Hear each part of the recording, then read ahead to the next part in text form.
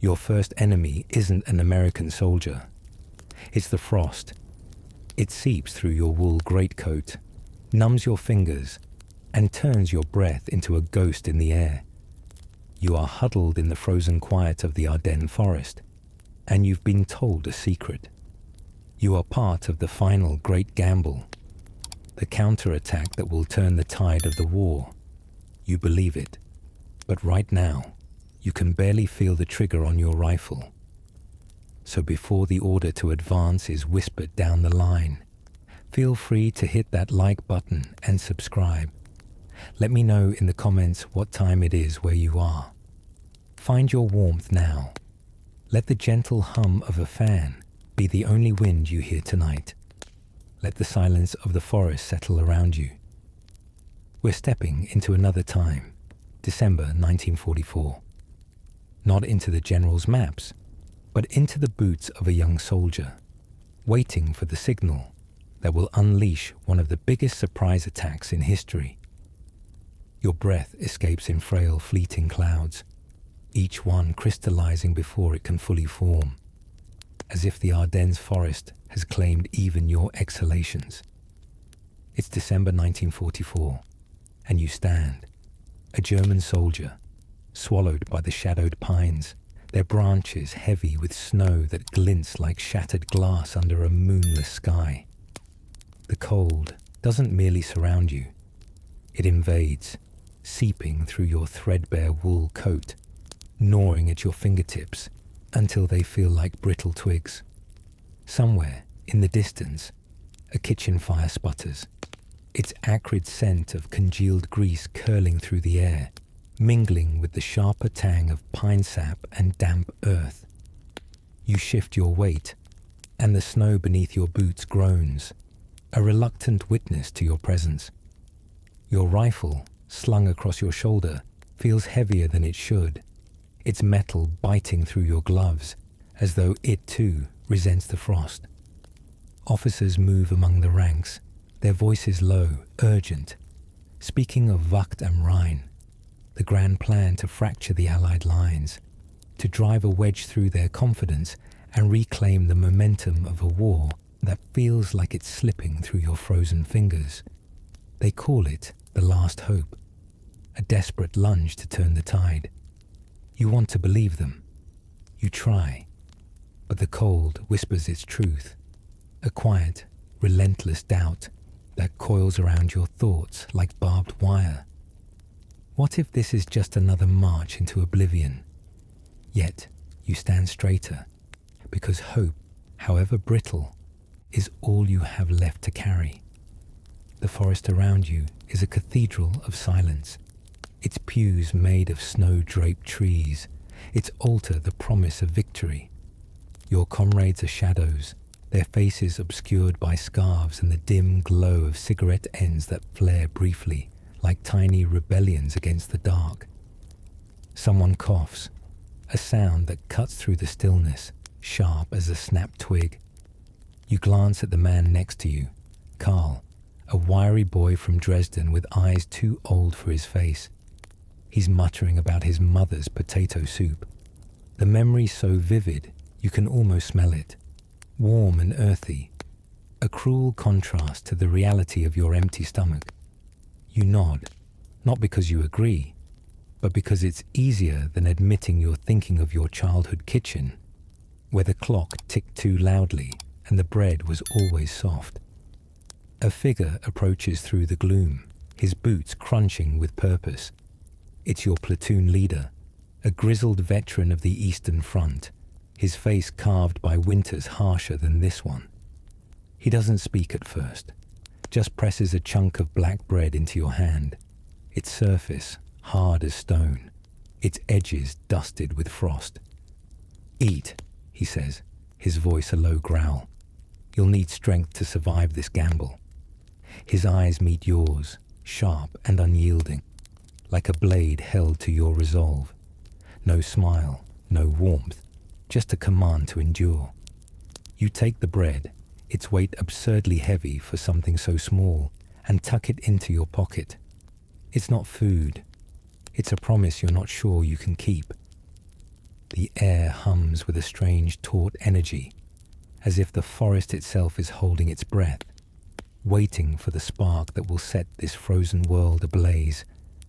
You hear the clatter of metal, rifles being checked, bayonets fixed, canteens rattling against belts. Each sound is a note in a symphony of anticipation, played in the key of dread.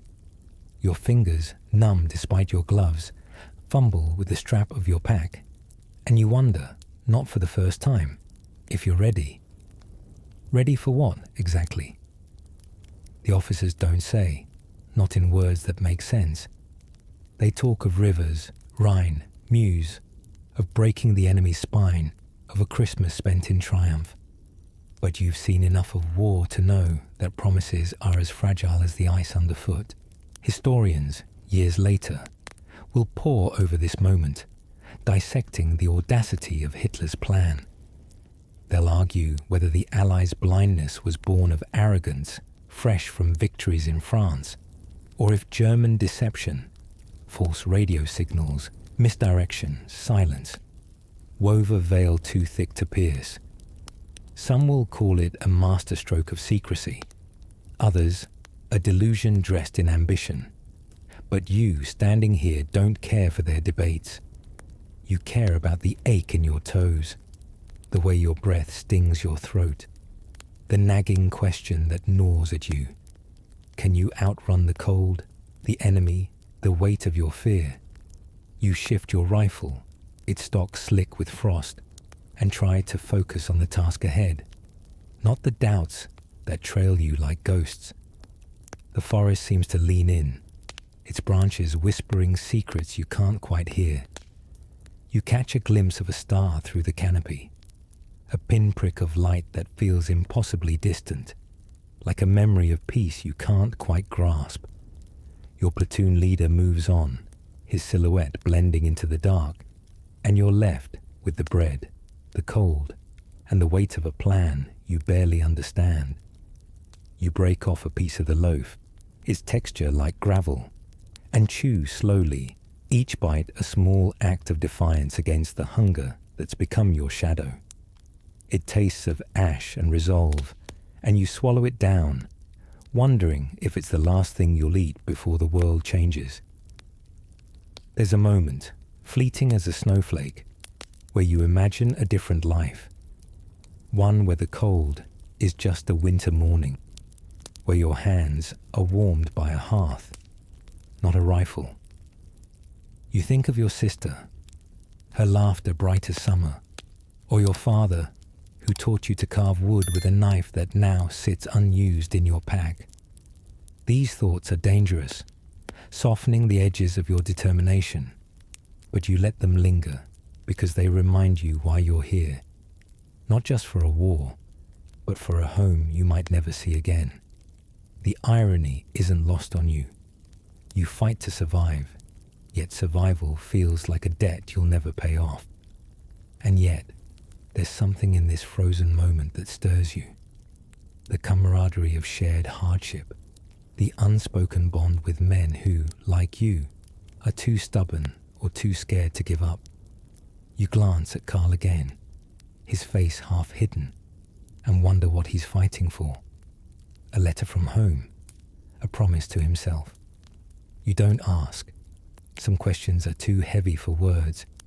Instead, you adjust your scarf, its wool rough against your chapped skin, and listen to the forest silence, broken only by the occasional snap of a branch under snow's weight.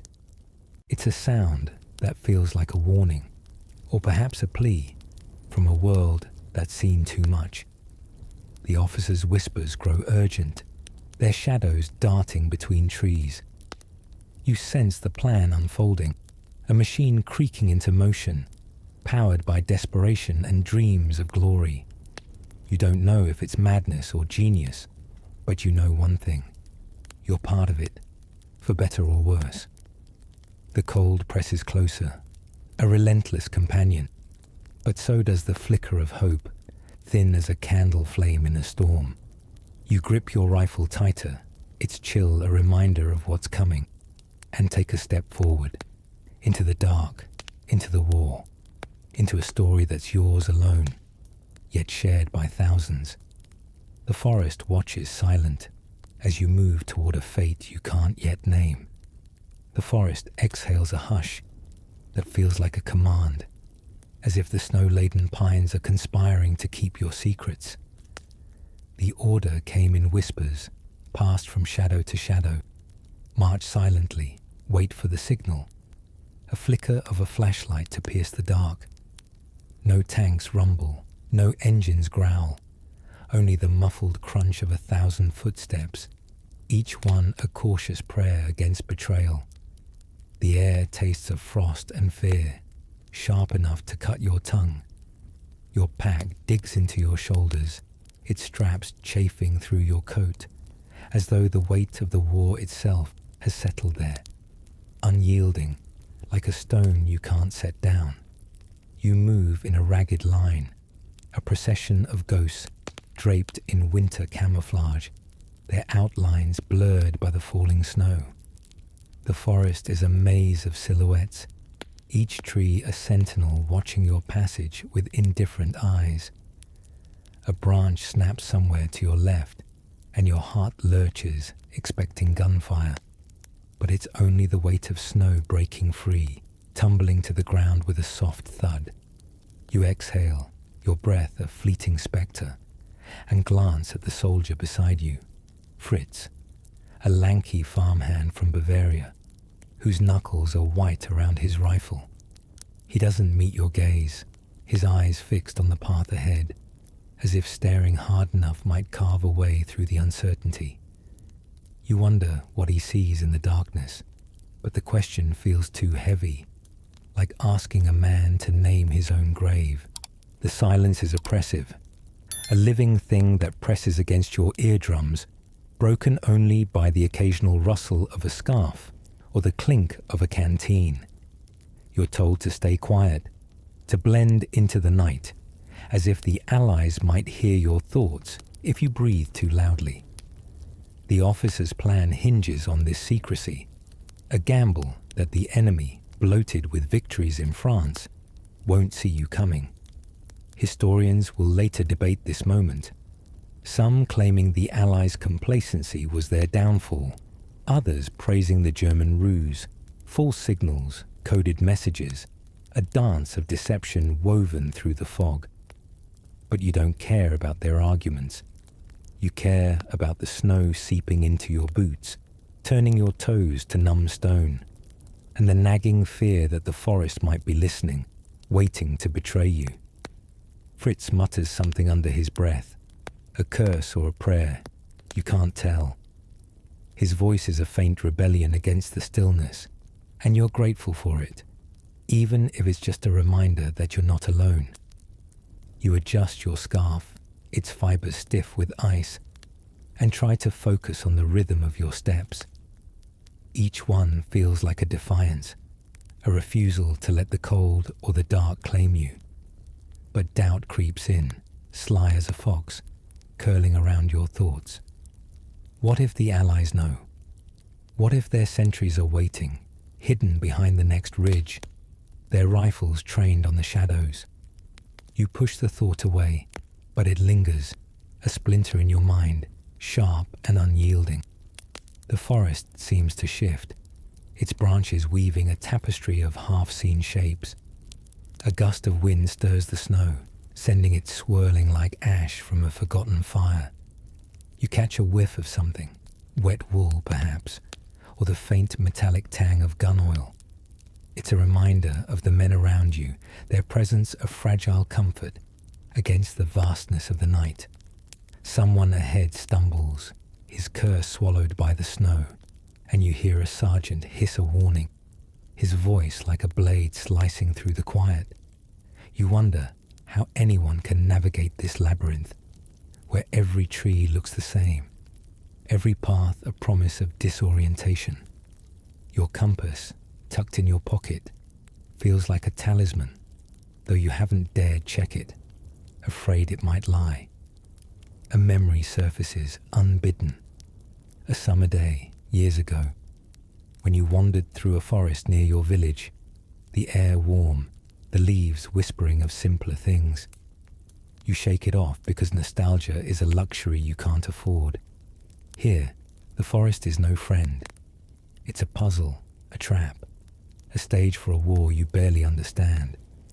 Yet, there's a strange beauty in its cruelty, in the way the snow clings to branches like a shroud, in the way the silence feels like a held breath. You wonder if the men who fought here centuries ago, knights perhaps, or peasants with pitchforks, felt the same mix of awe and dread. The thought is fleeting, but it anchors you, a reminder that survival is a story older than this war, older than you.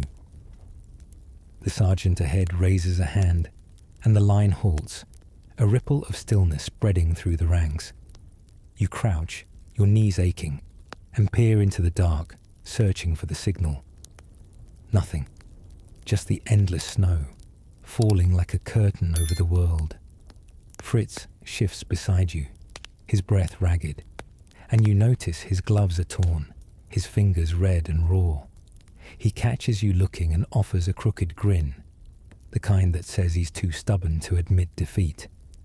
Toyeto jai kovigo, he whispers, his voice barely audible, as if he's confessing a secret. You nod, not because you understand, but because it's easier than admitting you've tasted nothing but your fear. The flashlight flickers at last, a brief pulse of light that cuts through the gloom like a promise. Your heart quickens, not with excitement, but with a quiet terror that feels like fate closing its fist. The march resumes, slower now, each step a negotiation with the snow that threatens to swallow you whole. The irony stings. You march to save a nation, but all you want is to save yourself, to carry the memory of a life unmarred by war. Yet you keep moving, because stopping is surrender, and surrender is a word you can't yet speak. Historians will later call this march a gamble, a fleeting moment when Germany's audacity outshone its desperation. They'll argue over maps and memos, over whether the Allies slept too soundly or the Germans planned too cleverly. But you don't know their theories. You know the ache in your legs, the way the snow dusts your eyelashes, the way Fritz's quiet defiance mirrors your own. You know the forest, its silence a canvas for your fears, its shadows a mirror for your hopes. And as you march, the flashlight's glow fading into the distance, you feel the weight of history pressing down, not as a grand narrative, but as a single fragile moment. One step, one breath, one chance to endure. The forest watches, unyielding, as you move toward a dawn you can't yet see. A flash of light slices the darkness, sharp as a guillotine, and the forest erupts. The sky convulses with the roar of artillery, each blast a hammer blow that rattles your teeth and sets your pulse racing. You surge forward, boots churning through snow, your rifle a cold, unwieldy anchor in your hands. The air smells of cordite and upheaval, a bitter tang that coats your throat. Ahead lies an American outpost, a cluster of tents and sandbags barely visible through the haze of dawn's first light. Your heart thuds, not with courage, but with a primal urge to move, to act, to survive this sudden storm of sound and fury. The line of your comrades stretches like a frayed rope, men stumbling over roots and drifts, their breaths jagged in the frigid air. You're carried by momentum, a tide of bodies driven by the promise of surprise. The Americans, caught in the grey half-light, seem like apparitions, shadows scrambling from their posts, their rifles glinting as they fire wildly into the gloom. Their resistance is fleeting, a sputter of defiance that crumbles under the weight of your advance. Some flee, their silhouettes vanishing into the trees. Others raise their hands, faces pale with shock, as if the war has rewritten its rules in a single violent moment. Your rifle remains unfired, its barrel warm from your grip alone, and you feel a strange detachment, as though you're watching this madness unfold through someone else's eyes. The outpost falls with startling ease, its defenses as fragile as a child's fort. You step over scattered gear, maps, blankets, a half-eaten ration tin gleaming in the snow. The ground is littered with the debris of panic, and you pause, your breath catching, as you spot a kettle on a makeshift stove, steam still rising from its spout. Fritz, the lanky Bavarian beside you, seizes it, his grin a slash of defiance against the dawn. "American coffee," he says, voice rough with triumph, as he pours the bitter liquid into a dented mug. You take a sip when he offers, the heat scalding your lips, the taste sharp and foreign, like a dispatch from a world you've forgotten. It's absurdly good, and you laugh, a brittle, hollow sound that feels like theft. The laughter spreads, a contagion among your platoon, as men rummage through the captured supplies. Someone finds a pack of cigarettes, another a wool scarf, and the air hums with a reckless joy, as if you've stumbled into a treasure trove rather than a war zone. "To the moose by Christmas," a sergeant bellows, his voice raw with conviction. And for a moment, you believe it. The plan, Wacht am Rhein, feels alive, its audacity a fire in your chest. You imagine the Allies reeling, their lines shattered, the war bending to your will. The doubt that shadowed your march dissolves in the heat of this victory, small though it is, and you feel invincible, a hunter in a forest that has, for now, bared its throat. But beneath the euphoria, a whisper of unease persists, faint as the wind through the pines. You notice the Americans' gear, new, well-made, abundant, and wonder how a force so equipped could falter so quickly. Their tents, though torn, are sturdier than yours, their rations, even half spilled, more plentiful. You push the thought aside, but it lingers, a crack in the mirror of your triumph. Fritz, oblivious, lights a cigarette, its glow a tiny beacon in the dawn, and offers you one. You decline, not because you don't smoke, but because you're afraid to pause, to let the moment's fragility sink in. The war, you realize, is a thief, granting gifts with one hand while stealing with the other. Historians will later dissect this dawn, marveling at the German advance's initial success. They'll point to the fog and snow that cloaked your movements, to the Allied overconfidence after Normandy, to the meticulous German deception, false orders, misdirected patrols, that turned the Ardennes into a stage for surprise. Some will call it a tactical coup, others a fleeting illusion born of desperation. But you don't know their verdicts. You know the weight of your pack, the sting of cold air in your lungs, the way Fritz's cigarette smoke curls like a question mark. You know the outpost, its silence now a canvas for your footsteps, its capture a fleeting proof that you're still alive, still fighting, still part of something larger than yourself. The sergeant calls for order, his voice cutting through the chatter. You form up, your boots sinking into snow stained with ash and footprints. The outpost is yours, but the war waits beyond the trees, its hunger unappeased. You glance at the prisoners, a handful of Americans huddled under guard, their faces a mix of defiance and disbelief. One, barely older than you, meets your gaze, and you look away, unnerved by the mirror of his fear. You wonder what he's thinking. About home, perhaps, or the warmth of that coffee you stole. The thought is a splinter, sharp and unwelcome, and you bury it deep, focusing instead on the sergeant's barked commands. The forest looms, its shadows lengthening as dawn creeps higher. You move out, leaving the outpost behind, its tents sagging like defeated flags. The artillery has quieted, but its echo lingers in your ears, a reminder of the violence that birthed this moment. Your platoon is buoyant, their voices low but laced with bravado, as if the capture has rewritten their fates. Fritz hums a tune, off-key and defiant, and you find yourself smiling, despite the ache in your legs. The coffee's warmth fades, but its memory clings, a small rebellion against the cold that's already creeping back into your bones. Yet, there's a weight to this victory, a shadow you can't name. You think of the wars before this one, of men marching through these same forests, their banners different, but their hopes the same. Did they too feel this rush, this fragile certainty that the world could be theirs?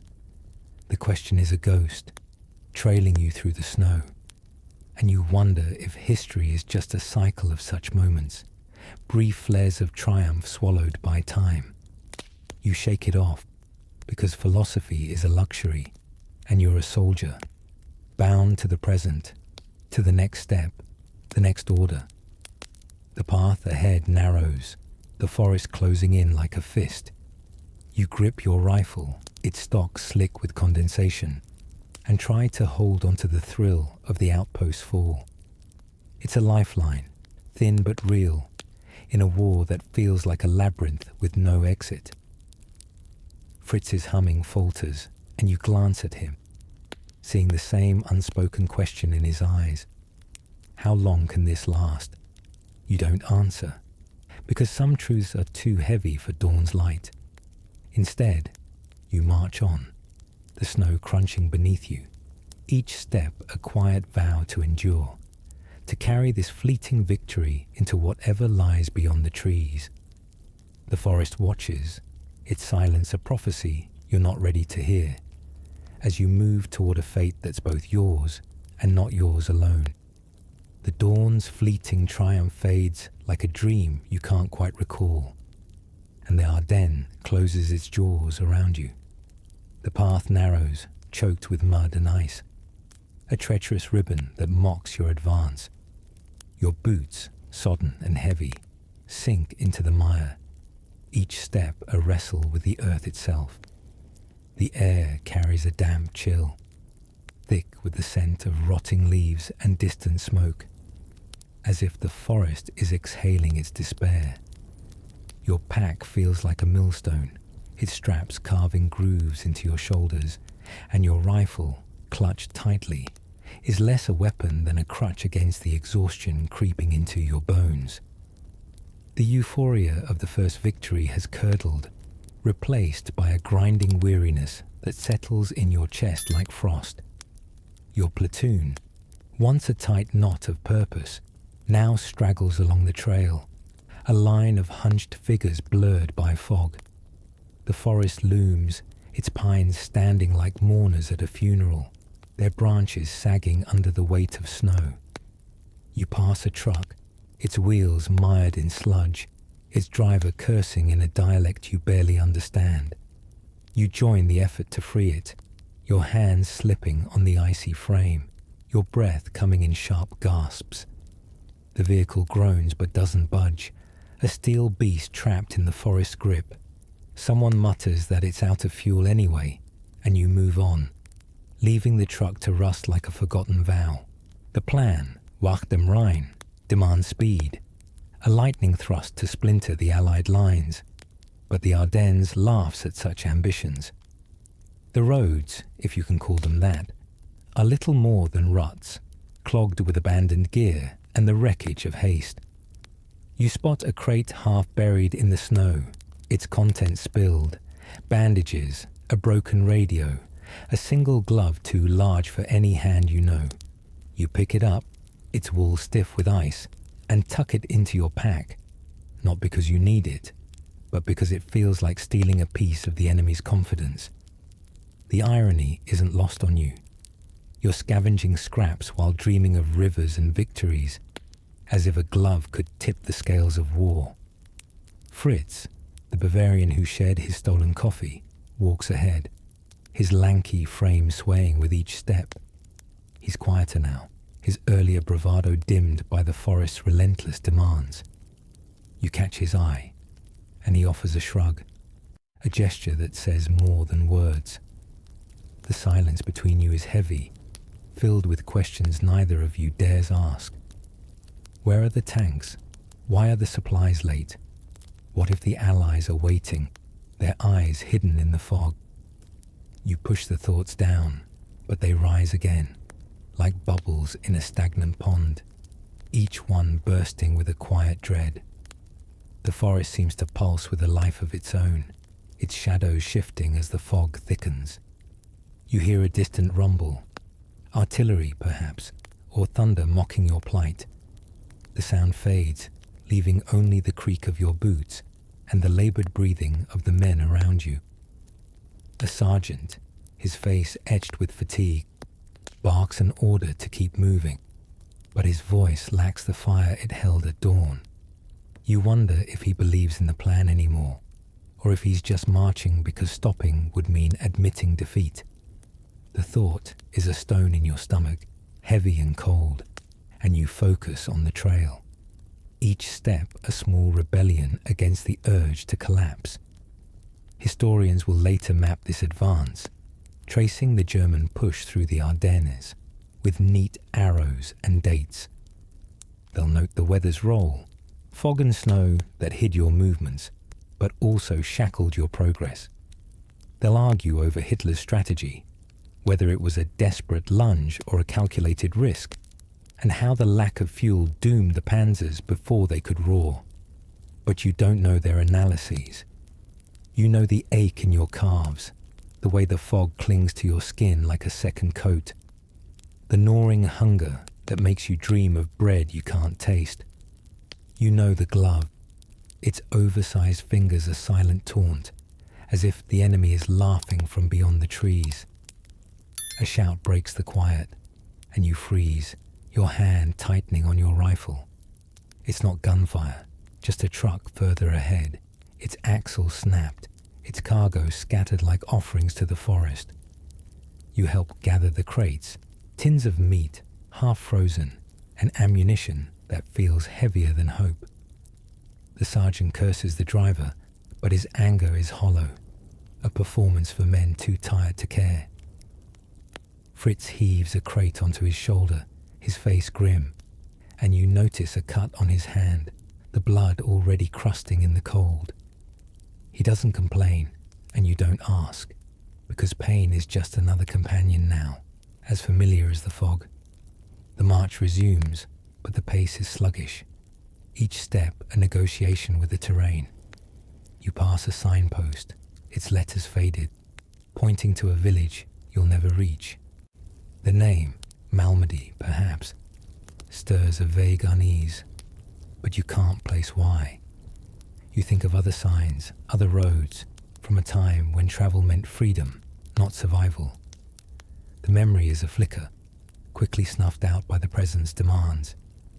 You wonder if the men who built these paths, Romans maybe, or medieval traders, ever imagined a war like this, where progress is measured in mud and misery. The thought is oddly comforting, a reminder that struggle is timeless, even if your own feels like a sentence without end. The fog lifts slightly, revealing a ridge ahead, its slopes dusted with snow like a shroud. You climb, your breath ragged, your hands numb as you grasp at roots for balance. At the crest, you pause, the forest stretching below like a sea of white and grey. Fritz joins you, his face flushed, and points to a faint glow in the distance, another outpost perhaps, or a fire left burning. Think they know we're coming? He asks, his voice low, as if the trees might overhear. You shrug, because the answer is a burden you can't carry. Instead, you adjust your pack, its weight a reminder of the plan, the war, the life you're fighting to reclaim.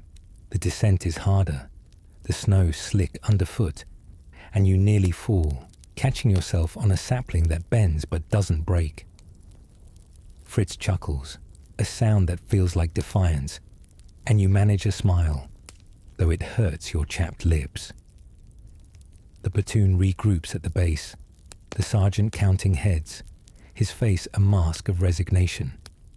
You notice a man missing, lost to the fog, perhaps, or the forest hunger. No one speaks of it, because loss is just another step in this march, as inevitable as the cold that settled in your marrow. You move on, the ridge fading into memory, the forest closing around you once more. The plan feels distant now, a story told by men who aren't here, who don't know the weight of mud or the bite of frost. Yet, you march because stopping is unthinkable, because each step is a thread in the tapestry of survival. The glove in your pack shifts, a quiet reminder of the enemy you chase, the victory you still hope to claim. The forest watches, its silence a requiem for dreams you can't afford to dream, as you press deeper into the ice, toward a horizon that feels like both promise and peril. The forest embrace tightens, its icy fingers clawing at your resolve as you stumble through the Ardennes' endless dusk.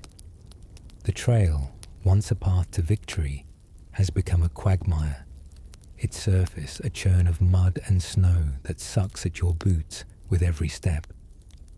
The air is thick with the stench of diesel and despair, a sour blend that clings to your scarf like a curse. Your platoon, once buoyed by the thrill of conquest, now moves in fits and starts, a broken machine sputtering toward an uncertain end. Your rifle, slung across your chest, bangs against your ribs, a metronome of fatigue as the cold seeps deeper, turning your thoughts to shards of glass. You pass a panzer, its turret still, its tracks frozen in a rut, a monument to ambition gone awry. A corporal, his face grey as the sky, kicks at its hull and mutters, "King Tiger, my foot," more like a king-sized coffin without fuel. His words hang in the air, sharp and bitter, and you feel the weight of them. A stone dropped into the pool of your dwindling hope. No one laughs, but Fritz, the Bavarian with the crooked grin, snorts softly, his breath a faint puff in the gloom. "At least it's a warm coffin," he says, and you nod, not because it's funny, but because it's easier than admitting the truth. The column halts again, the third time today, and you lean against a tree, its bark rough against your palm. A supply truck has overturned, its crate spilled across the trail, like the entrails of a gutted beast. You help salvage what you can, tins of ersatz coffee, a few rounds of ammunition, a blanket torn at the seams. The men work in silence, their movements mechanical, as if they're actors in a play they no longer believe in.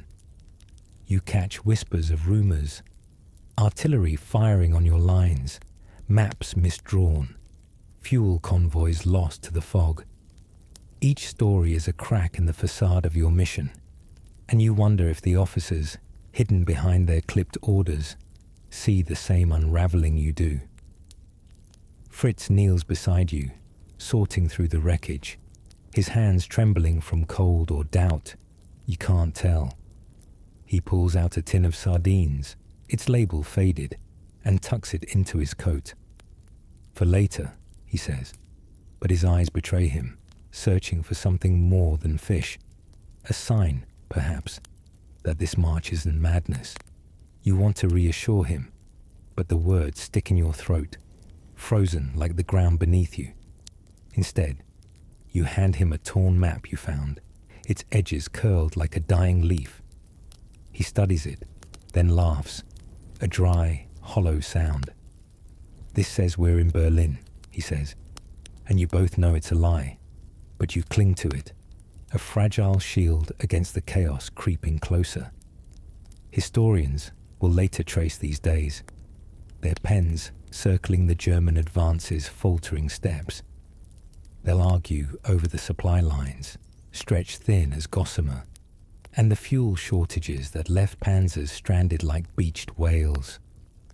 Some will point to the weather, Fog and snow that once hid your movements, now choking your progress. While others will blame Hitler's obsession with a grand offensive, ignoring the cracks in his army's foundation. But you don't know their verdicts. You know the ache in your shoulders, the way the mud clings to your boots like a jealous ghost, the gnawing suspicion that the war is slipping through your fingers, as elusive as the fog that shrouds the forest. A shout pulls you back, and you see the corporal arguing with the driver, their voices sharp as bayonets. The map's wrong, the driver snaps, waving a crumpled sheet. We're nowhere near the checkpoint. The corporal curses, his face a mask of frustration, and you wonder if he's angry at the map or the war itself. You move on, the argument fading into the mist, but it lingers in your mind, a seed of doubt sprouting roots. What if the plan was always a mirage? What if the officers, with their polished boots and confident nods, are as lost as you? The thought is a splinter, sharp and deep, and you push it down, focusing on the rhythm of your steps, each one a small defiance against the urge to surrender. The forest thins, revealing a clearing where the snow lies undisturbed, a canvas of white marred only by your footprints. You pause, your breath a fleeting cloud, and notice a fox darting across the edge, its eyes glinting like coins in the half-light. It vanishes into the trees, and you envy its freedom, its indifference to the war's demands. Fritz follows your gaze and mutters, "Lucky bastard doesn't need orders." His words carry a wry edge, a nod to the absurdity of your plight, and you smile despite yourself, because sometimes laughter is the only way to keep the dark at bay. The march resumes, but the pace is faltering, the men's faces drawn with exhaustion. You pass a burned-out jeep, its frame twisted like a scream frozen in metal. No one knows if it was theirs or yours, and no one cares. You scavenge a canteen, its contents sloshing, and find it half full of water that tastes of rust and regret. You drink anyway, each sip a reminder of how little you have left. The forest seems to mock you, its trees standing like judges, their branches heavy with judgment. You think of other marches, other men, soldiers from centuries past perhaps, who trudged these paths with their dreams of glory. Did they too feel the weight of doubt, the fear that their cause was crumbling? The question is a shadow, trailing you through the snow. The day drags on, the sky a leaden shroud that promises more snow. You hear a distant explosion, too far to threaten but close enough to unsettle. The men exchange glances, their eyes mirrors of your unease. Fritz pulls his scarf tighter, its edges frayed, and you notice a patch on his sleeve, sewn with clumsy stitches. "My sister's work," he says, catching your look. "She said it'd keep me safe." You nod because belief, even in a scrap of cloth, is a kind of armor. You think of your talismans, a letter never sent, tucked in your pocket. A memory of a summer evening when the world was soft and wars were stories in books. These are your anchors, fragile but real, in a world that feels like it's slipping away. The trail bends, leading to a frozen stream, its surface a mirror reflecting the grey sky. You cross carefully, the ice creaking underfoot, a warning you heed but can't escape. The corporal calls for a halt, his voice weary, and you collapse against a boulder, its surface cold as bone. Fritz sits beside you, his face pale, and pulls out the sardine tin. He opens it, the smell sharp and briny, and offers you a piece. You eat, the taste a fleeting reminder of a life where meals weren't scavenged. "We're still here," he says, and you nod, because survival is its kind of victory, even if it feels like a debt you'll never pay. The Ardennes no longer whispers, it roars, a cacophony of steel and fire that drowns your thoughts. The snow falls in heavy sheets, blurring the horizon, but it cannot hide the truth. This is no mere waypoint. Bastogne is a wall, unyielding, its streets and fields guarded by American paratroopers who refuse to bend. Your breath catches, sharp with the scent of gunpowder and splintered wood, as artillery screams overhead, shattering trees into jagged spears that rain down like judgment. Your rifle, slick with sweat despite the cold, feels like an extension of your fear, its weight a reminder that the war has turned against you. Here, in this frozen crucible, you advance, crouched low, your platoon a ragged line weaving through a landscape scarred by craters. The ground is a patchwork of snow and ash, each step a gamble against hidden mines or unseen snipers. The Americans, entrenched in foxholes and behind stone walls, fire with a precision that feels personal, their bullets whistling past like vengeful spirits. You dive behind a low ridge, your heart pounding, and press your face into the snow, its chill a fleeting relief against the heat of panic. The air vibrates with the thud of mortars, each explosion sending tremors through your bones, as if the earth itself is rebelling against your presence. You glimpse a panzer ahead, its hull blackened, flames licking its turret like a funeral pyre, and you wonder if it ever stood a chance. The Americans, the 101st Airborne, are not the weary conscripts you scattered days ago. They're wolves, dug in, their eyes glinting from the shadows. You fire blindly, your rifles recoil jarring your shoulder, and hear a scream, friend or foe, you can't tell. The chaos is a living thing, wrapping you in its embrace, and you move by instinct, crawling from cover to cover, your knees scraping against frozen earth. A corporal, his face streaked with soot, shouts orders, but his voice is swallowed by the din, a futile prayer against the storm.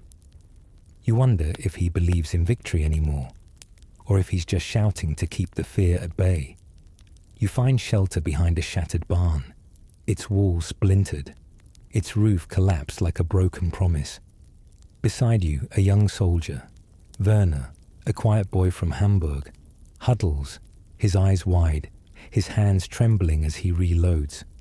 He tries to speak, but the words choke in his throat, and you see the terror in his gaze, a mirror of your own. You offer a nod, a silent pact to endure, and he manages a weak smile, as if gratitude is all he has left. You notice a tin of soup, half buried in the snow, its label faded but unmistakably American. You pick it up, it's cold metal, a taunt, as if the enemy left it to mock your hunger. Werner snorts, a sound halfway between a laugh and a sob. They eat better than us, he mutters, and you nod, because the truth is as bitter as the wind. The battle rages, a relentless tide that pulls you under. You fire again, your shots lost in the cacophony, and watch a figure fall in the distance, too far to know if it mattered. The Americans hold their ground, their machine guns stitching patterns in the snow, each burst a reminder of their defiance. You think of the stories you heard as a boy, knights storming castles, their banners high, but this is no saga. This is mud and blood, a grinding war of attrition where glory is a lie you can't afford. Yet you fight, because stopping is surrender, and surrender is a word that tastes like ash.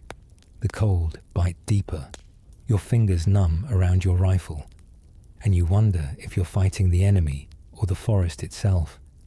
Historians will later call Bastogne a turning point, the anvil on which German hopes were shattered. They'll praise the 101st Airborne's resilience, their refusal to yield despite being surrounded, outgunned and undersupplied. They'll note how the German offensive, starved of fuel and momentum, faltered here, its ambition crushed by men who fought as if the town were their home. But you don't know their analyses. You know the scream of shells, the way the snow turns red, the way Werner's breath hitches as he reloads. You know the soup tin, its presence a cruel jest, a reminder that even in defeat, the enemy has more than you.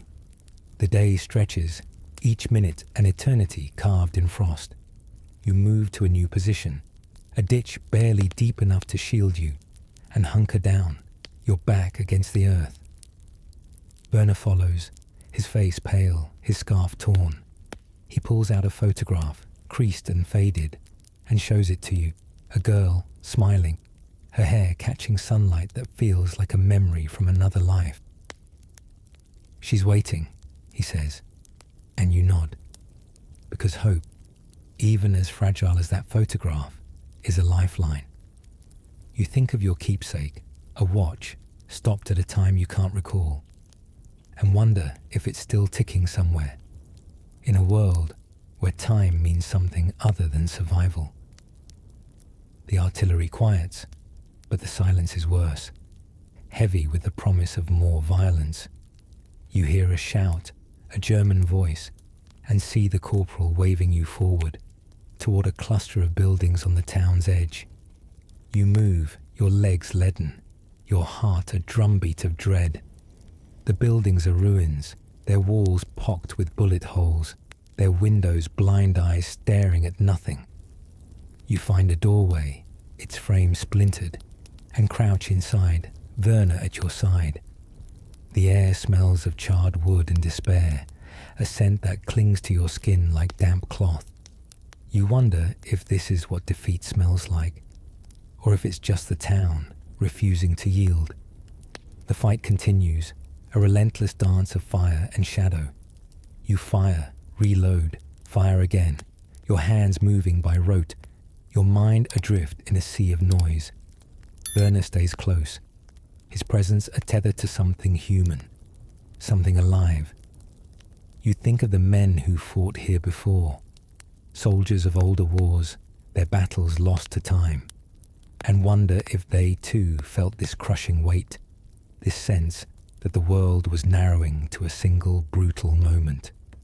The thought is a flicker, quickly extinguished by a burst of gunfire that forces you deeper into cover.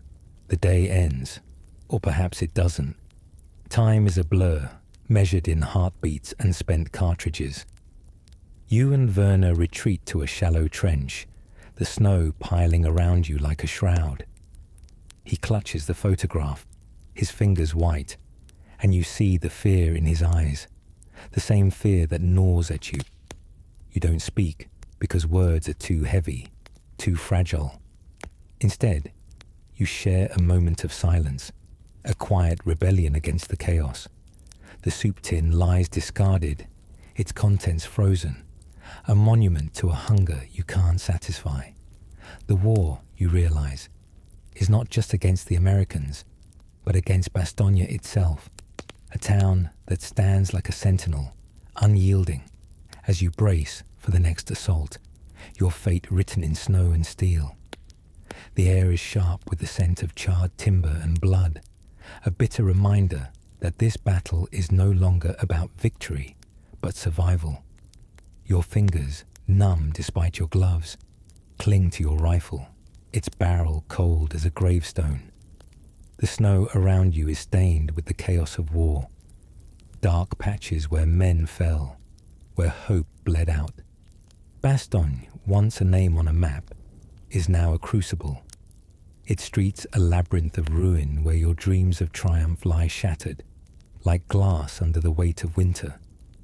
You huddle beside Hans, your friend from training, his breath a faint rhythm in the dark, his face, lit by the flicker of a distant explosion, is etched with exhaustion, but his eyes still carry a spark of defiance.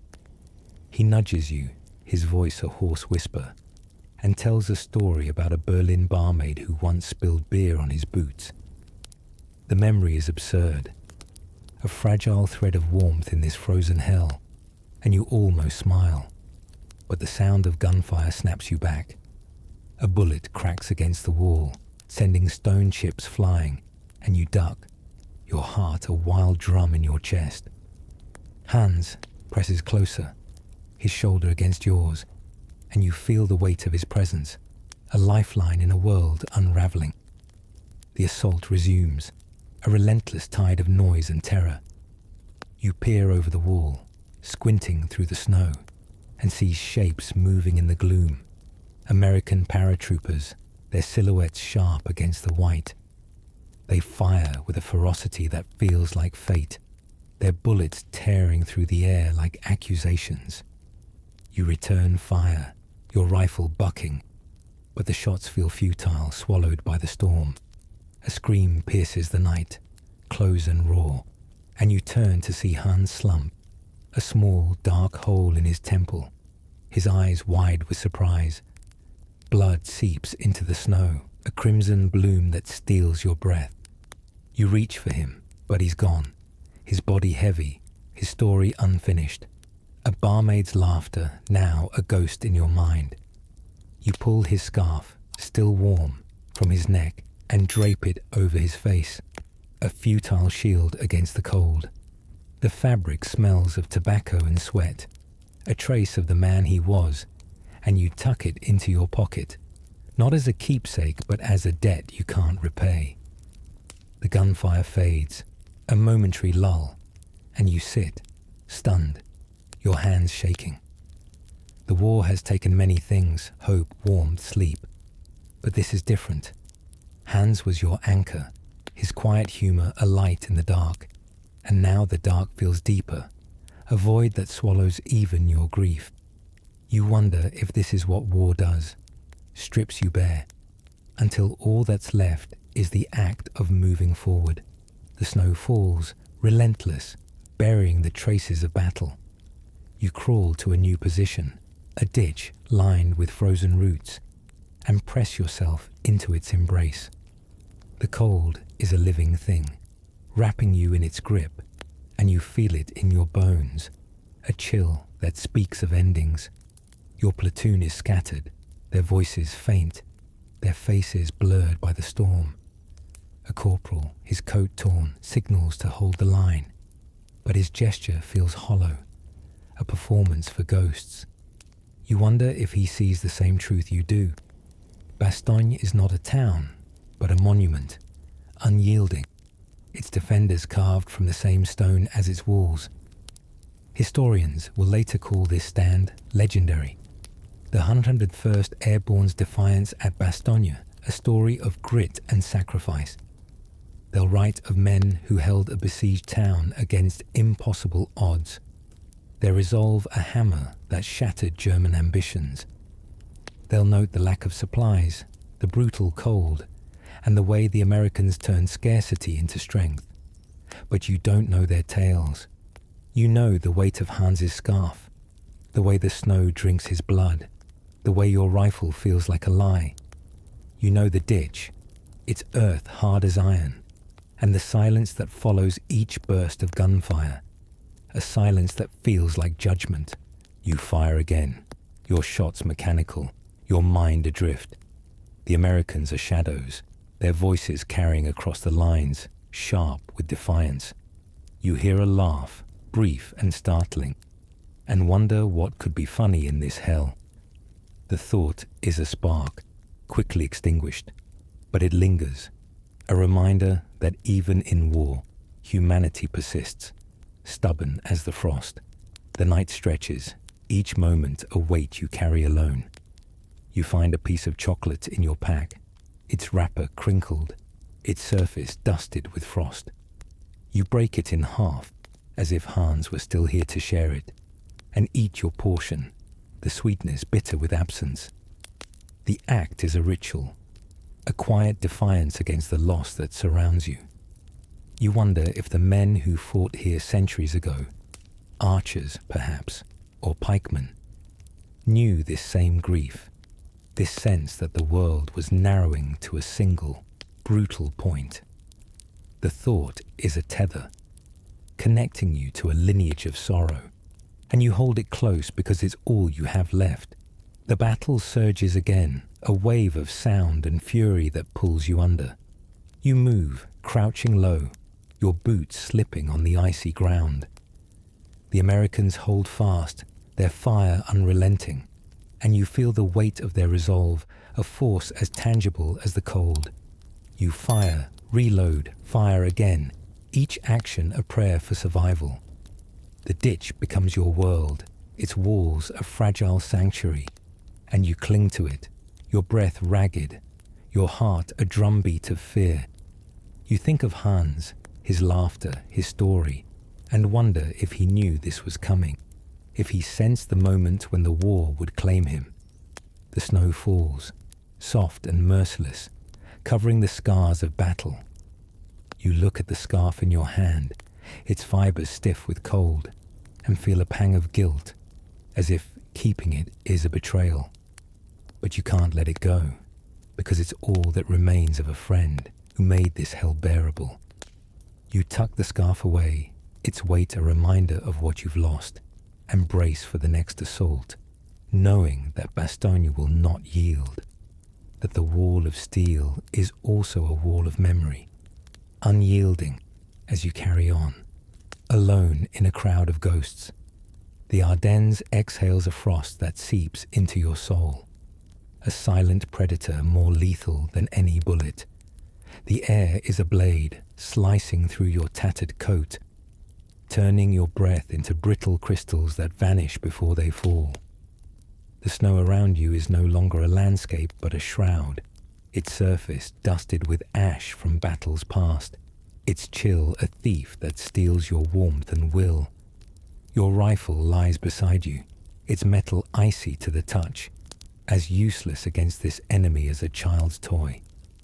The scent of damp earth and burnt canvas lingers, a bitter reminder that the war has paused, but only to let the winter take its turn. You shift, your joints creaking like old hinges, and peer into the darkness. The forest is a gallery of shadows, its trees skeletal, their branches clawing at a sky that offers no mercy.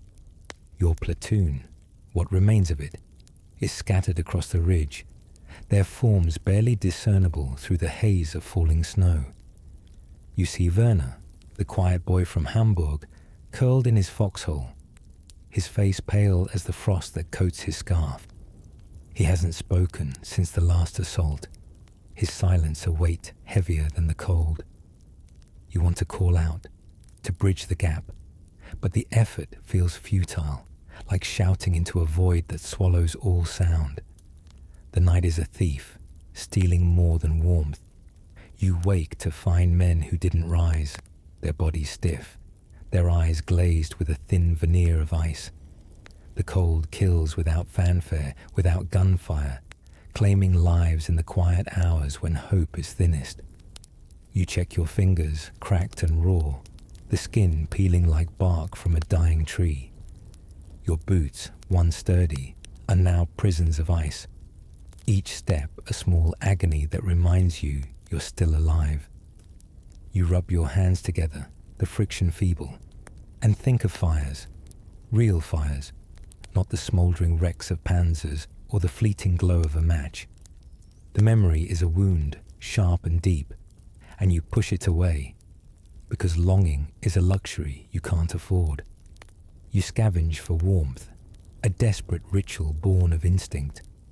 You gather spent shell casings, their metal still warm from the day's fighting, and pile them in a tin to create a fleeting hearth. The heat is pitiful, barely enough to thaw your fingers, but you cling to it, a spark of defiance against the winter's grasp. Werner watches, his eyes dull, and you offer him a casing, its surface blackened. He takes it, his fingers trembling, and holds it close, as if it could warm more than his hands. Better than nothing, he mutters, his voice a ghost, and you nod, because even this small act feels like a rebellion, a refusal to let the cold win. The rations are a mockery, a thin broth made from snow and scraps of barley, its taste like regret boiled down to essence. You stir it over a makeshift fire, the tin wobbling on a rock, and add a pinch of salt from a pouch you've carried since training. The broth is barely warm, but you sip it slowly, each swallow a lie that you're nourished. Werner takes a sip, then spits it out, his face twisting. "Tastes like surrender," he says, and you laugh, a dry, brittle sound that feels like theft. The humour is a shield, fragile but necessary, a way to keep the despair at bay, even if just for a moment. Historians will later write of the Ardennes winter, how it crippled both sides, but the Germans, ill-equipped and underfed, suffered most. They'll note the lack of winter gear, coats too thin, boots too worn, and how the cold turned soldiers into statues, frozen in their foxholes. They'll argue over logistics, over the failure to supply an army stretched beyond its limits. But you don't know their words. You know the ache in your chest, the way the frost bites your lips, the way Werner's silence speaks louder than any order. You know the shell casings, their fleeting warmth a cruel jest, a reminder that even fire betrays you here. The night deepens, the cold a relentless tide that pulls you under. You hear a moan, faint and distant, and realize it's not a man but the wind, keening through the trees like a mourner. You pull your coat tighter, its seams fraying, and think of soldiers from other times, men who faced winters like this, their battles lost to history's pages. Did they too feel this creeping dread, this sense that the world was closing in? The thought is a tether, linking you to a lineage of endurance, and you hold it close, because it's all that keeps you from dissolving into the snow. You try to sleep, but the cold is a thief of rest, stealing your dreams before they can form. You lie in your foxhole, the earth hard beneath you, and listen to the silence, broken only by Werner's shallow breaths. You think of the men who didn't wake, their faces frozen in a peace you envy. The cold is not just weather, it's a mirror reflecting the fragility of your resolve. You wonder if this is what war was always meant to be, a test not of strength, but of how much you can lose and still stand. The answer is a shadow, slipping through your thoughts as you clutch the shell casings, their warmth long gone, and wait for a dawn that feels like a promise you can't trust. The sky, once a heavy veil of clouds, betrays you with its sudden clarity, a cruel expanse of blue that heralds doom. The cold, your constant shadow, retreats just enough to let the sun reveal your vulnerability. Above, the roar of engines grows, a low, predatory hum that turns your stomach to stone. Allied planes, P-47s and B-17s, slice through the heavens like vultures circling a dying beast, their wings glinting with a menace that feels personal. Your rifle, clutched in trembling hands, is a futile gesture against this airborne wrath, its barrel catching the light as if mocking your defiance. The ground beneath you trembles, a pulse of dread, as the first bombs fall, tearing the earth into jagged wounds. You scramble for cover, diving behind a shattered tree stump, its roots clawing at the snow like desperate fingers. The explosions come in waves, each one a thunderclap that shakes your bones and drowns your thoughts. The air is thick with dust and smoke, a choking haze that stings your eyes and coats your tongue with the taste of ash. Your platoon, already battered, scatters like leaves in a storm, their shouts lost in the cacophony. You see Werner, the quiet boy from Hamburg, sprinting toward a ditch, his scarf trailing like a tattered flag. You follow, your boots slipping on the icy ground, your heart a wild drumbeat urging you to move, to survive, to escape the sky's relentless judgment. The bombs don't discriminate. They fire consuming trucks and men with equal hunger. A supply vehicle ahead erupts, its frame twisting into a blackened skeleton. its cargo of rations and ammunition scattering like offerings to a merciless god. You duck lower, pressing your face into the snow, it chill a fleeting sanctuary against the heat of destruction.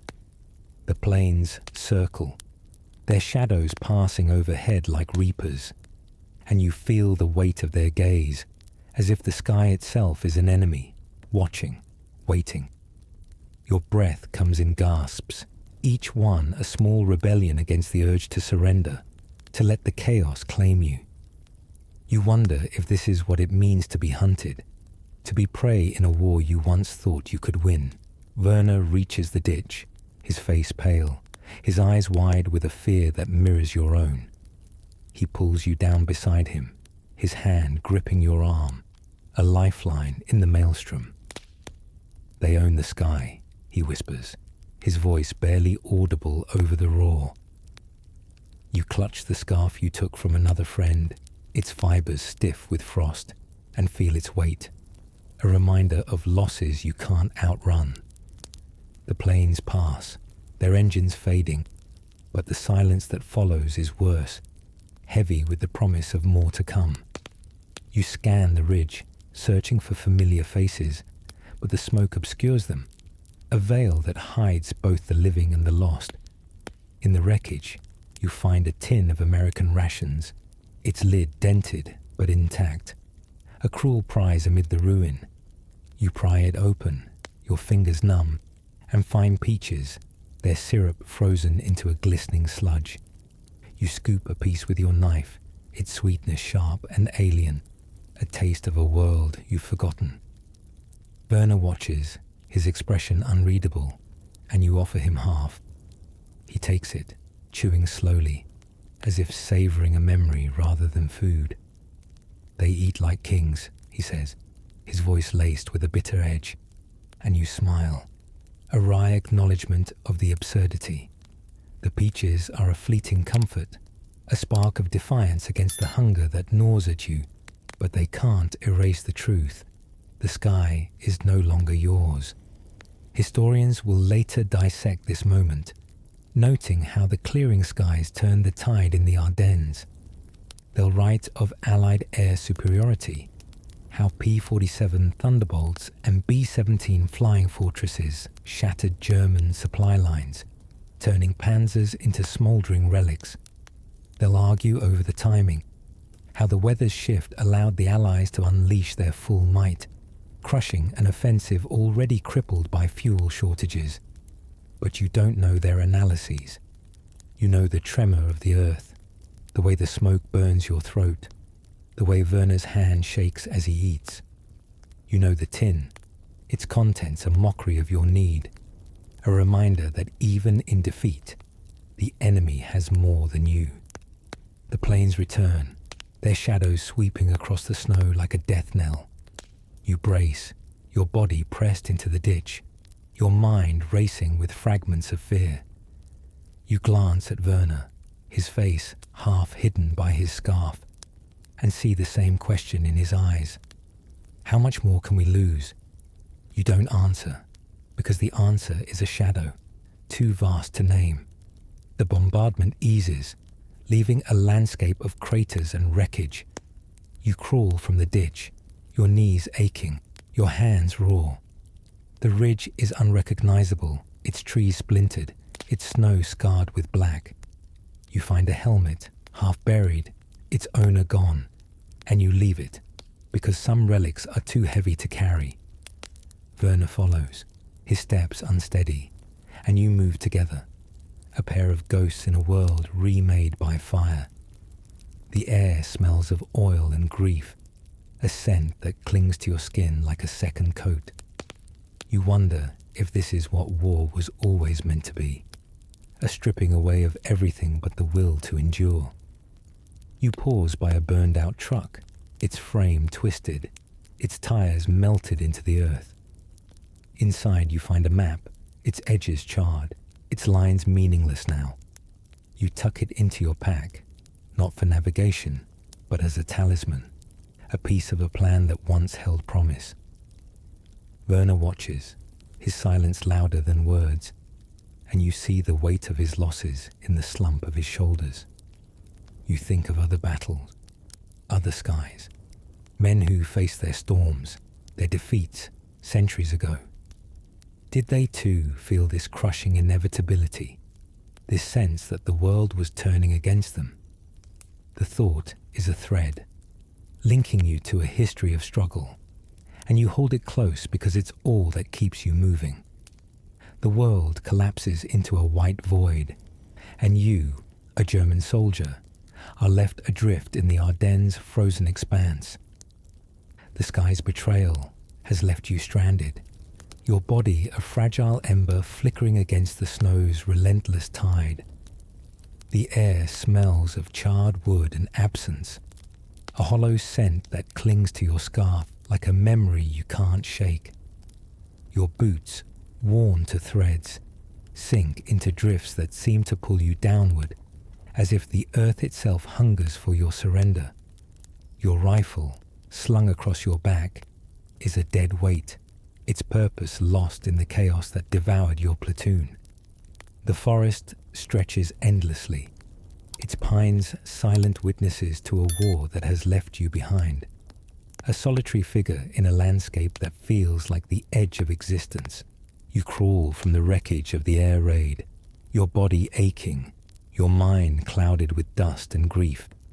The ridge where you last saw your comrades is gone, replaced by a cratered wasteland, its scars steaming in the cold. You stumble forward, your breath a faint pulse in the stillness, and find a tree, its branches bare, its trunk scorched. You lean against it, the bark biting into your palm, and feel the weight of your solitude, a burden heavier than the pack you've lost. The snow falls, soft and unyielding, erasing your footprints as if you were never here. You wonder if this is what it means to be erased, to become a ghost in a war that no longer knows your name. The forest is a labyrinth, its paths twisting into nothingness, its silence a mirror for your thoughts. You walk, not because you know where you're going, but because stopping is a confession you're not ready to make. Your hands, raw and cracked, clutch a shard of metal from a shattered truck, its edge sharp enough to remind you you're still alive. The cold is a thief, stealing the warmth from your bones, the clarity from your mind. You think of Werner, his quiet presence now a memory, and wonder if he escaped the sky's wrath, or if he, too, is lost in this white oblivion. The thought is a splinter, piercing your resolve, and you push it away, focusing on the rhythm of your steps, each one a defiance against the void. You find a ditch, its sides slick with ice, and collapse into it, your body folding like a broken marionette. The snow cushions you, but its embrace is cruel, a lover that promises rest but delivers only numbness.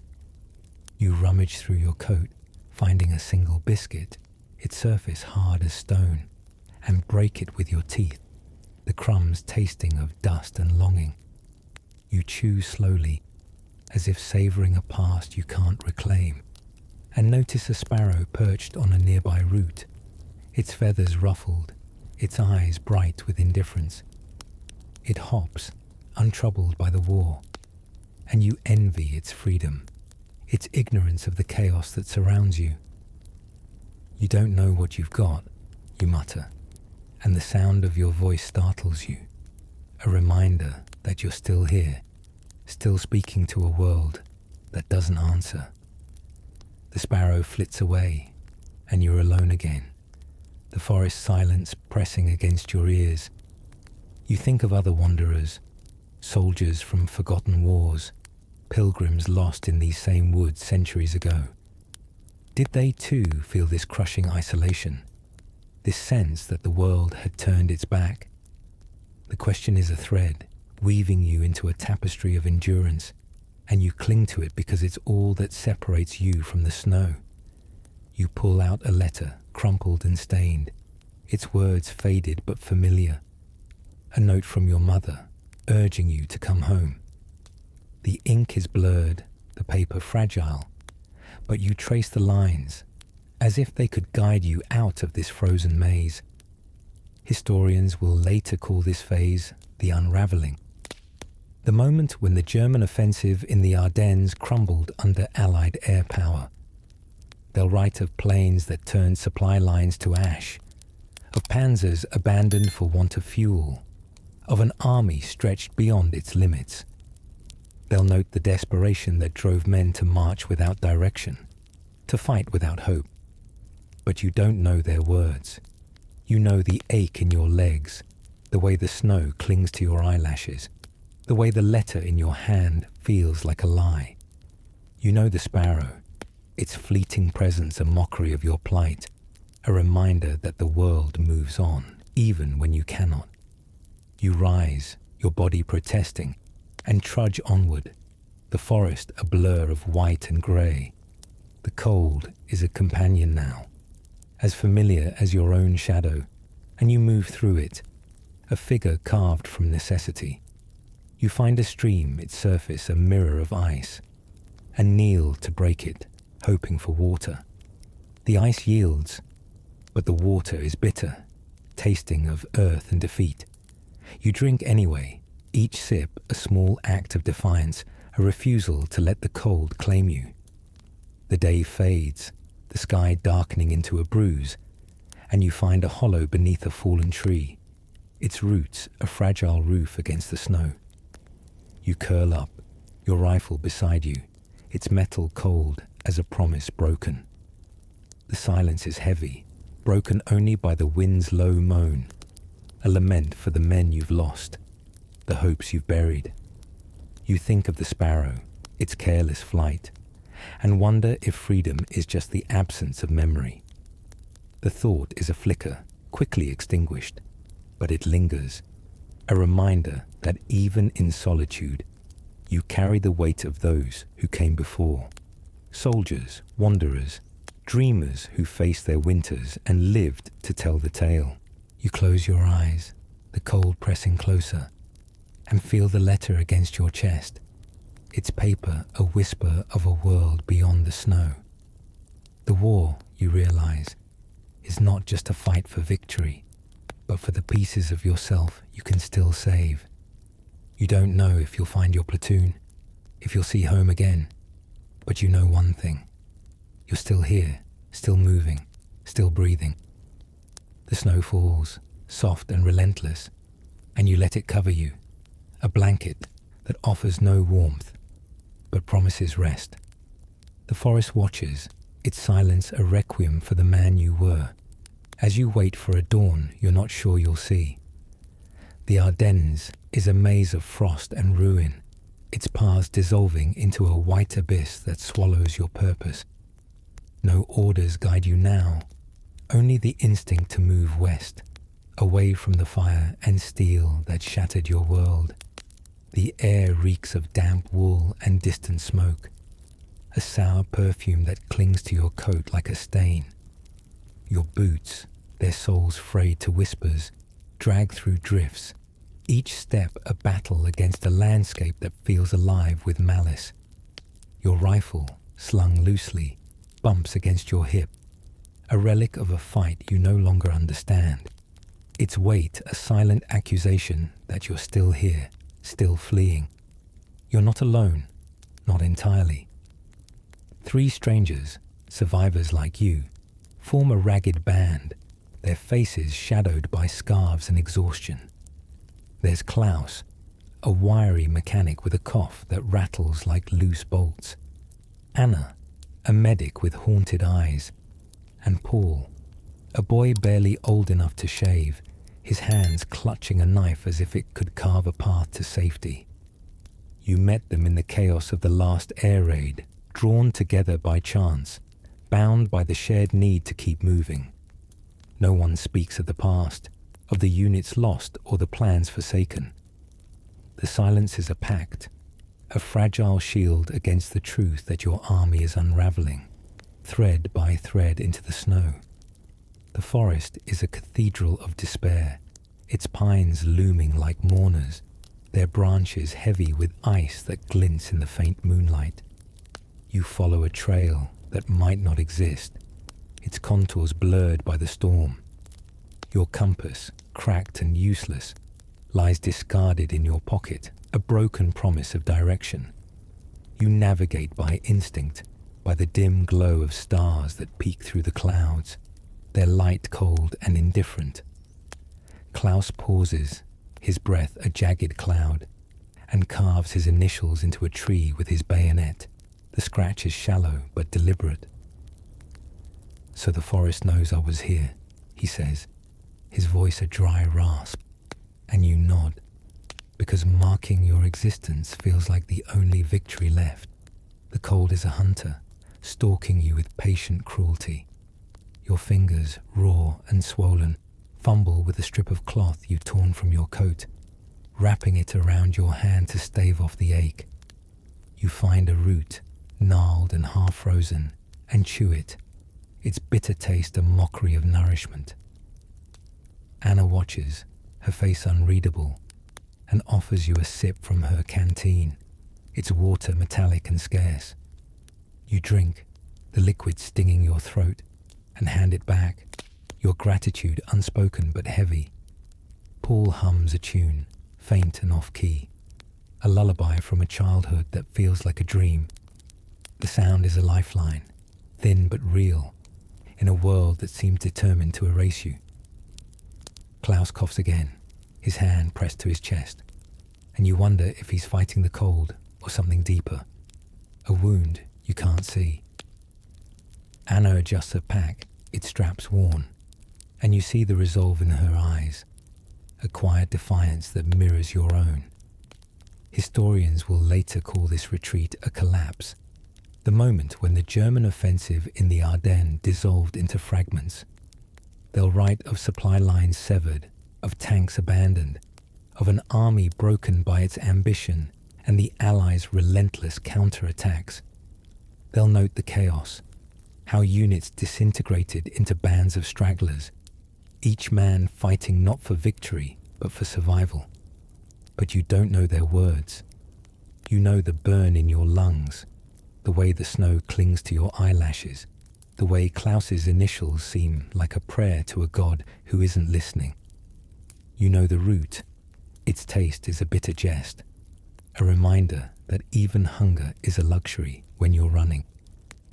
The forest thins, revealing a clearing where a burned-out half-track lies, its frame twisted like a scream frozen in metal. You search for it, hoping for food, water, anything to sustain you. Inside you find a single boot, its laces frayed, and a map, its lines meaningless in this white void. Paul picks up the boot, turning it over as if it might hold answers. "Someone's walking lighter now," he says, his voice laced with a grim humor. And you smile, because laughter, even now, is a rebellion against despair. You tuck the map into your pack, not for navigation, but as a relic, a piece of a war that once had purpose. The night deepens, the cold a relentless tide that pulls you under.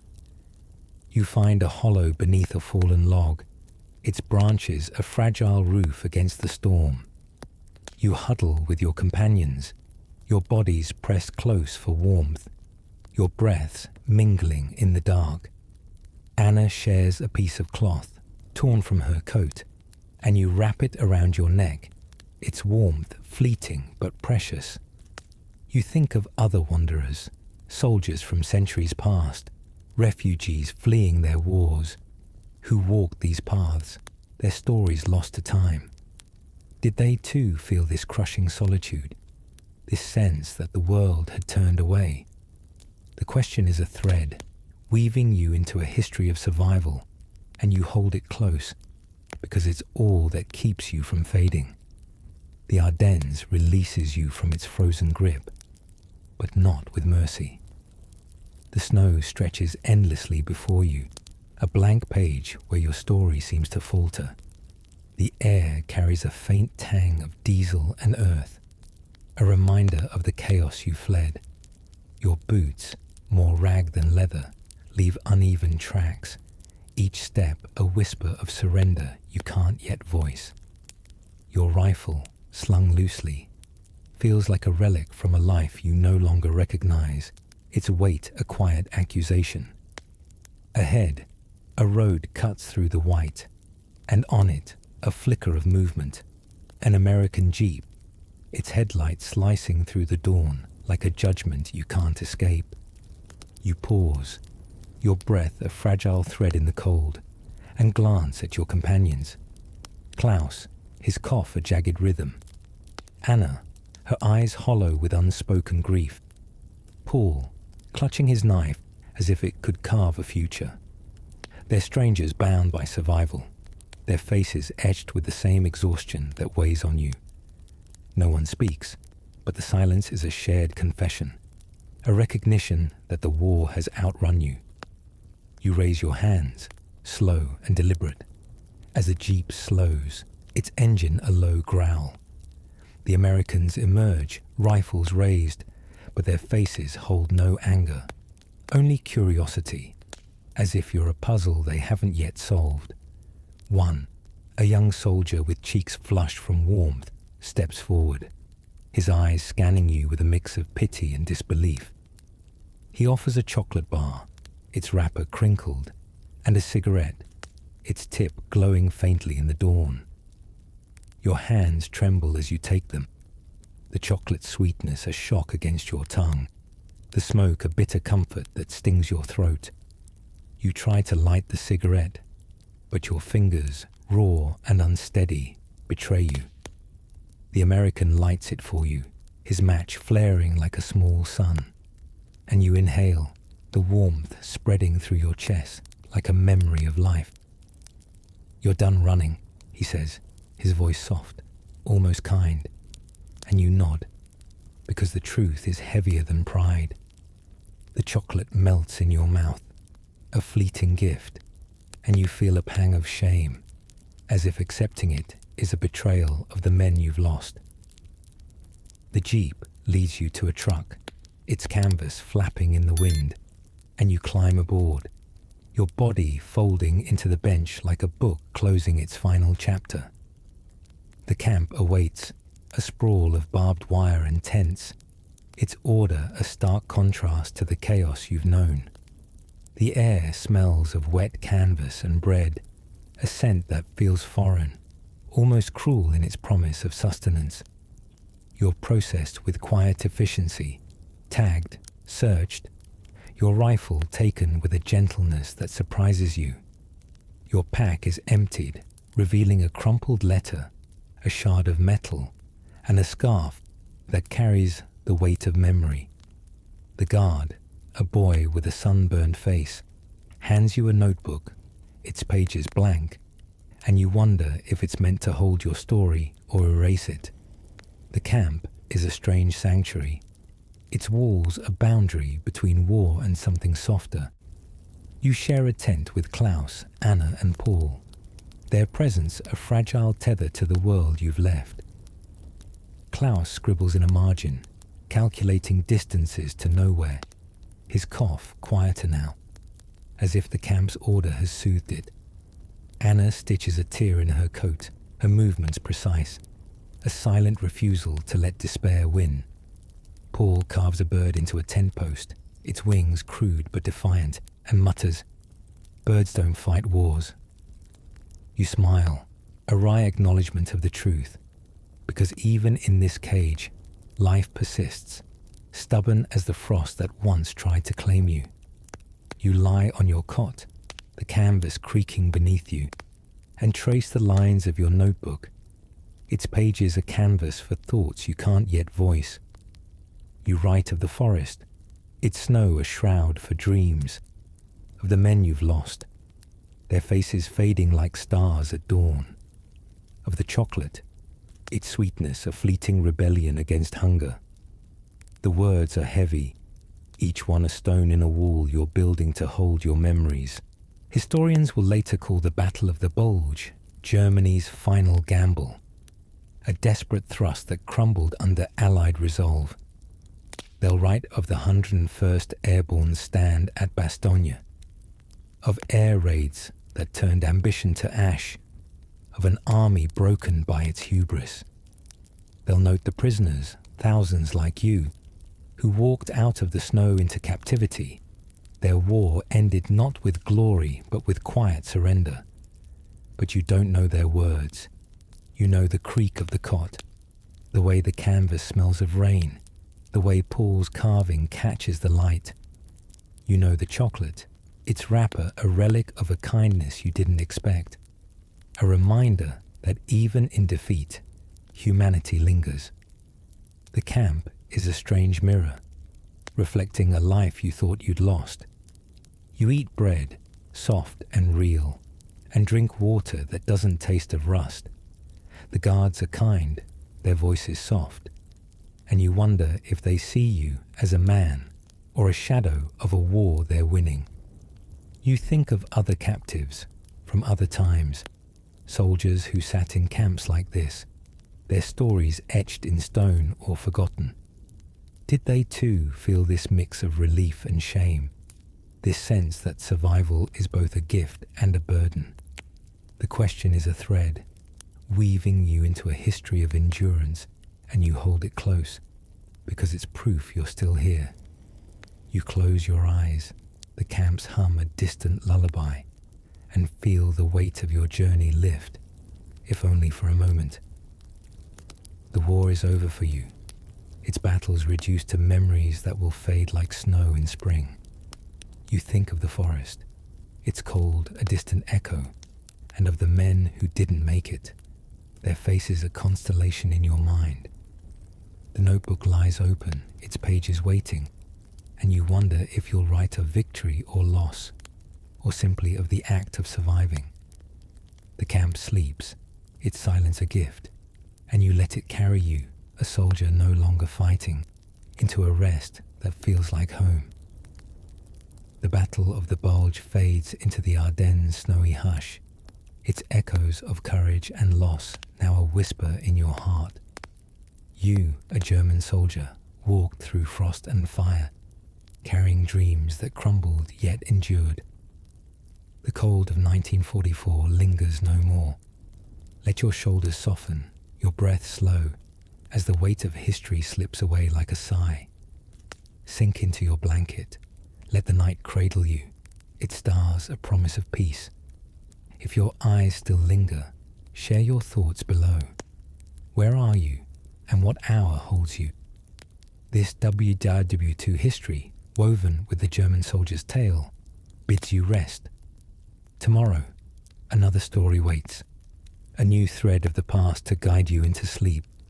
Close your eyes, let the Ardennes fade, and drift, gentle listener, into the quiet embrace of dreams.